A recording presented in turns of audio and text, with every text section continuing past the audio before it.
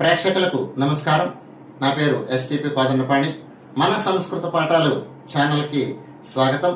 ఈరోజు senior intermediate విద్యార్థులకి సంస్కృతంలో క్వశ్చన్ పేపర్లో ఉన్నటువంటి 15 రోమన్ నెంబర్లో ఉన్న సమాసాల్లో 5వ సమాసమైనటువంటి అవ్యయీభావ సమాసం గురించి ఒక మాట చూద్దాము. అవ్యయీభావ సమాసానికి సూత్రం చూసినట్లయితే పూర్వపదార్థ ప్రధాన అవ్యయీభావ.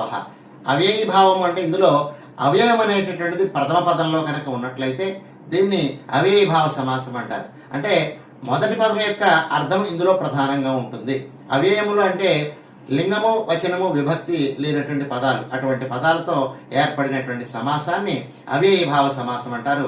ఒక మాట ఉదాహరణల్లోకి వెళితే అర్థమవుతుంది. యథాశక్తి అంటే ముందుగా దీని అర్థం తెలుసుకోవాలి. శక్తి ఎంత ఉందో అంత అని అర్థం. అంటే శక్తిని మించకుండా అనే అర్థాన్ని చెప్పుకోవాలి. ఇందులో ప్రతి యథ అనేటటువంటి పదం ఉపయోగపడుతుంది.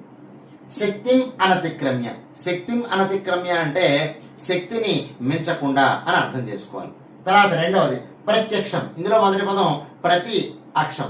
ప్రత్యక్షం అంటే కన్నులకు ఎదురుగా అని అర్థం. మనకి కన్నులు 2 ఉంటాయి కాబట్టి ఈ 2 కన్నుల యొక్క ఎదురుగుండా నిలబడినటువంటి సాక్షాత్ స్వరూపాన్ని ప్రత్యక్షమయ్యారు అని అంటారు. అందుకోసము ఆ సందర్భంలో వాడేటటువంటి పదం ఇది ప్రత్యక్షం.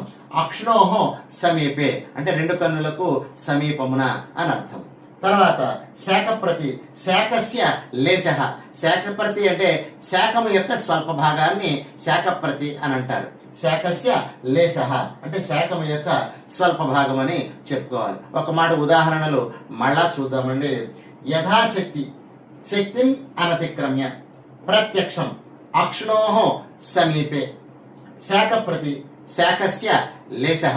ఈ 3 ఉదాహరణల నుంచి ఒక ఉదాహరణ ఖచ్చితంగా సమాసాల్లో రోమన్ నెంబర్ 15లో 5వ ఆప్షన్ గా వస్తుందండి. ఇది సమాస పదం ఇలా కనుక ఇచ్చినట్లయితే ఇలా విగ్రహ వాక్యాన్ని రాసి సమాస పదం కనుక సమాసం పేరు కనుక రాసినట్లయితే 2 మార్కులు విద్యార్థులకి వస్తాయి.